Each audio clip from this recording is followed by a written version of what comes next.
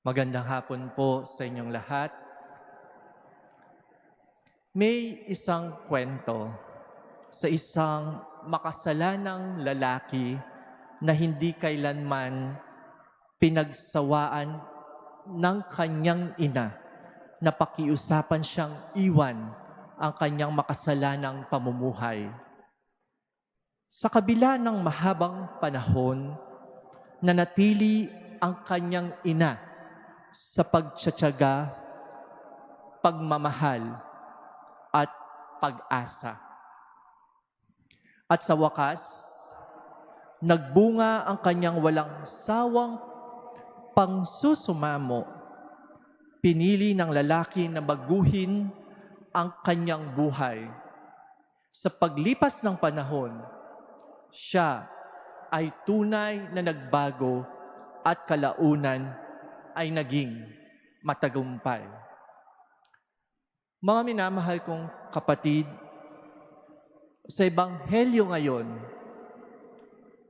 narinig natin at pinaaalalahanan tayong lahat ng isang katotohanang tumatagos sa ating puso.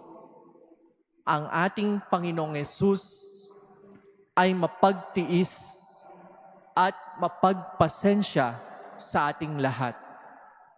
Sinabi niya, kung ang sino man ay nakikinig sa aking mga salita, ngunit hindi ito sinusunod, hindi ko siya hinahatulan, sapagkat naparito ako hindi upang hatulan ang sanlibutan, kundi upang iligtas ito. Mga kapatid, ang mga salitang ito ay nagbibigay sa ating lahat ng pag-asa, anumang ang ating pinagdadaanan at gaano man kabigat ang ating mga kasalanan. Hindi nakatuon si Jesus, mga kapatid, sa ating pagkukulang at kasalanan, gaano man ito kalalim o kabigat. Siya ay naparirito upang tayo'y husgahan, kundi upang tayo'y iligtas. Kung tayo ay madaling humatol, si Jesus ay handang umunawa. Kung tayo ay mabilis magparusa sa mga nagkakasala sa atin, si Jesus ay laging handang magpatawad. Mga kapatid, paulit-ulit tayong inahanyayahan na magbalik loob, magsimulang muli, at maranasan ang kanyang nagbabagong pag-ibig. Ngayon, habang patuloy nating tinatanggap ang kanyang awa at habag, mga minamahal kong kapatid, inaanyayahan din tayong ipamalas ito sa ating kapwa. Sa halip na mag-usga, piliin nating magbigay ng pag-asa.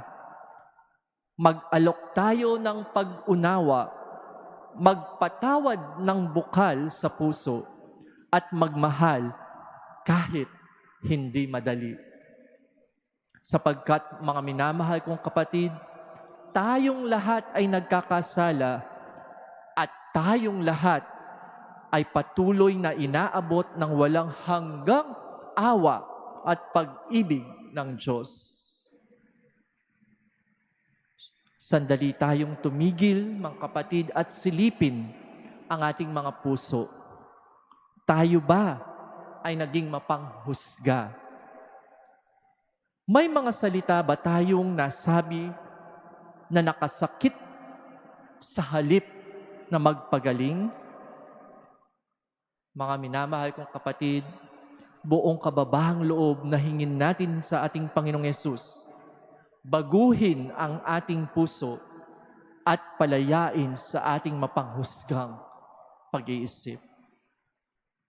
At habang patuloy tayong nararanasan ang kanyang dakilang awa, ito lang, mga kapatid, tanungin natin ang ating sarili. Handa ba tayong maging daluyan ng kanyang habag, magpatawad, umunawa, at magmahal sa kapwa tulad ng pagmamahal niya sa atin? Amen.